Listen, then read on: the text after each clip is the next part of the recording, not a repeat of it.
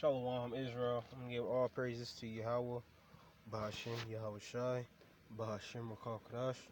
Double honors to the apostles and the elders at Great Millstone, who will. Peace and blessings to the elect who are doing this work in truth and sincerity. Shalom. I wanted to do a video on the rare black moon. It says Wednesday offers exceptional sky gazing chance. July 31st today, and it's spiritual because of course this is the new moon. Sunday Wednesday night to Thursday evening. All right, so it's very spiritual, man. You know, like you had 2016, you had the lunar eclipse. You have all different types of blood moons, things of that nature, going on leading up to this point. So the signs from the Lord, you know.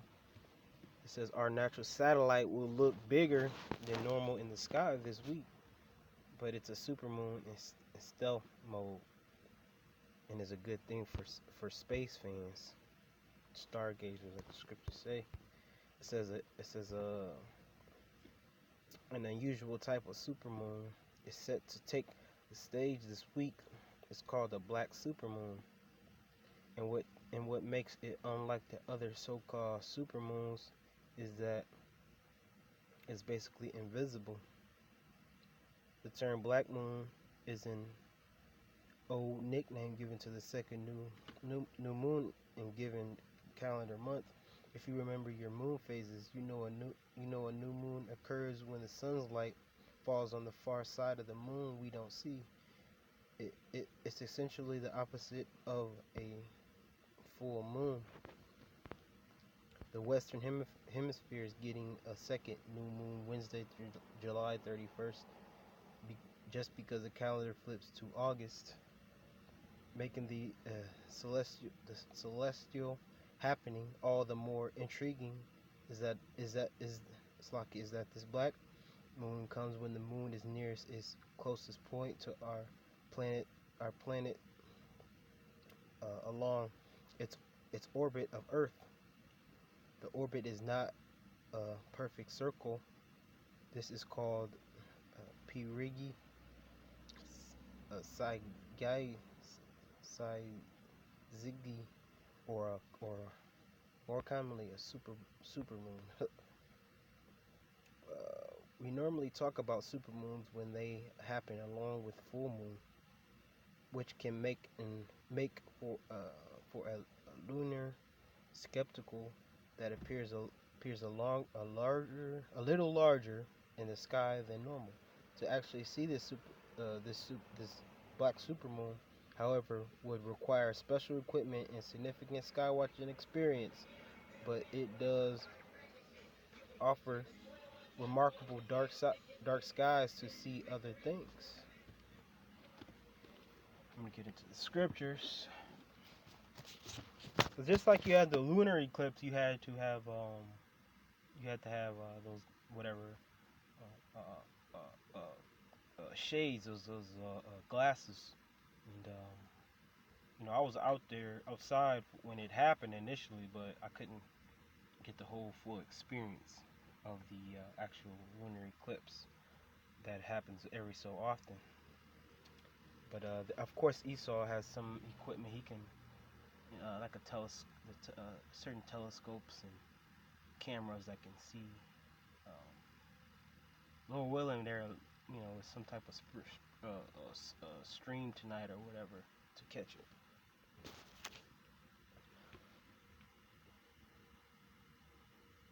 And the brother, I think from LA, is doing a beautiful lesson on it right now.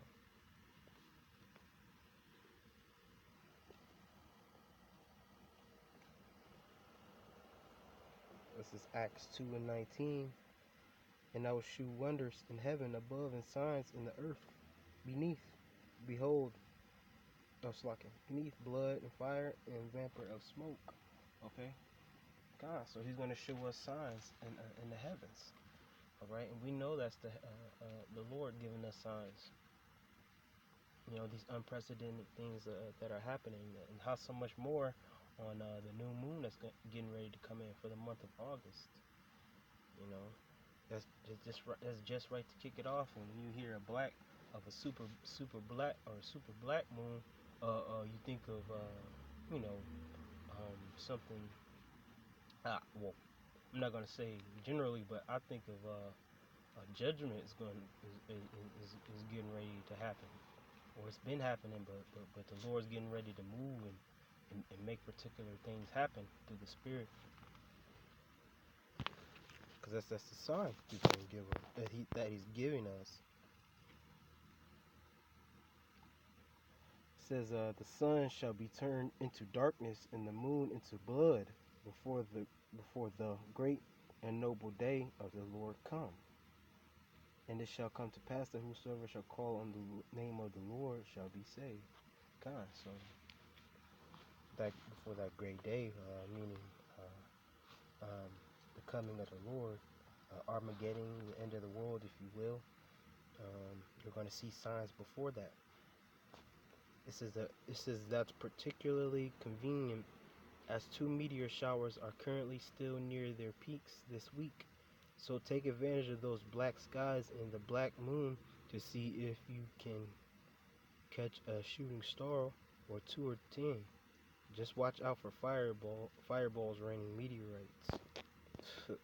Esau. But of course we're living according to the Gregorian calendar, not the initial calendar we're supposed to go by, but nonetheless we are.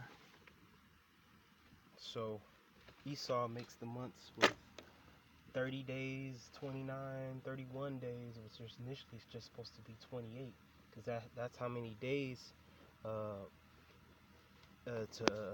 moon orbits the earth. All right.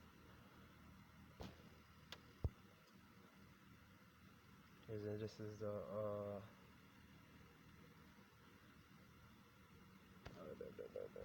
I had the phases of the moon. Okay, the phases of the moon: the first quarter, the waxing crescent; the new moon, the waning crescent; the last quarter, the waning gibbous; full moon, and the waxing gibbous. And then those are all the way again. All right. And we were taught this young. Fortunately, I wasn't paying attention, but nonetheless, this is, we're using it now. And of course, the moon doesn't actually change shape. It's just the sun rotating, or how it's hitting off the planet Earth. The Earth isn't spinning.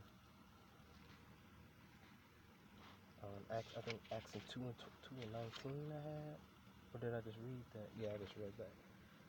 Exodus 20 and 8, Exodus 20 and chapter 20 verse 8, because it's the Sabbath, or the Shabbat. Shabbat Shalom.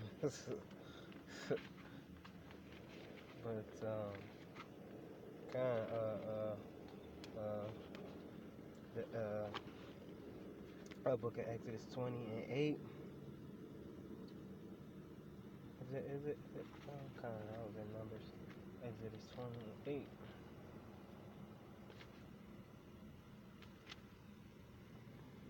Remember the Sabbath day to keep it holy.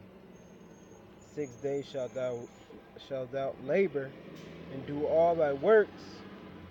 But the 7th day is the Sabbath of the Lord thy God. In it thou shalt not do any work, thou nor thy son nor thy daughter, thy manservant, nor thy maidservant, nor thy cattle, nor thy stranger that is within thy gates. For in 6 days The Lord made heaven and earth, the sea.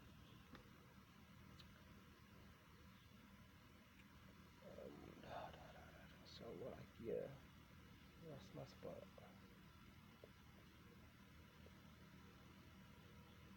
I'm gonna start at verse 11 again. For in 6 days the Lord had made heaven and earth, the sea, and all that in them is, and rested the seventh day. Wherefore the Lord blessed the Sabbath day and allowed it. Oh, so kind of gonna go into the with like some commandments, but nonetheless, yeah, the Sabbath. Although we can't keep it perfectly in America because we have things to do and priorities, which that keep a sustaining of living a whole, but we try to our best to try to not to have sex and exercise, and we're really not supposed to be working, but we're living under captivity under Esau, the so-called white man, and we can't tell him off. So, but the black moon, Lord willing, the Lord,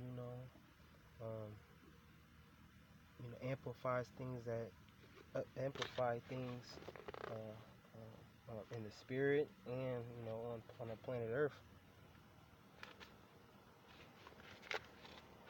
Because brothers looking to get up in the kingdom. This is Luke 21. And Esau cuts himself. Hey, like the brother mentioned, he'll tell you that there's 28 days. Really they're supposed to be in a month. Okay, but he has 30, 31 days, leap years, and so he's a devil, man.